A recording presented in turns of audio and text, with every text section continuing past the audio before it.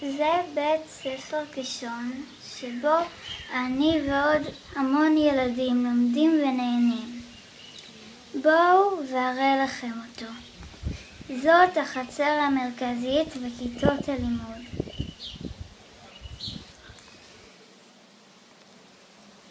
יש לנו כאן גם חדר אומנות, ובו אפשר לראות ציורים שילדים עשו.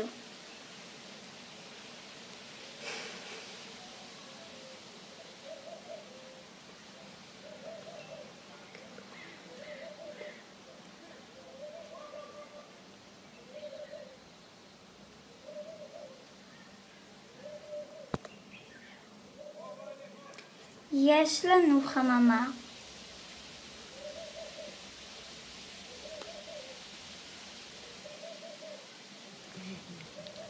חדר בעלי חיים.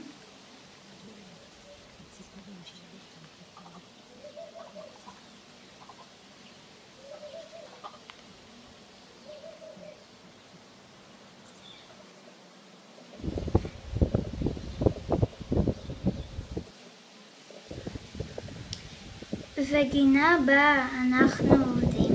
אני ממליצה לכם לבוא לבית ספר הזה ולראות. בטוח שגם אתם תאהבו אותו כמוני.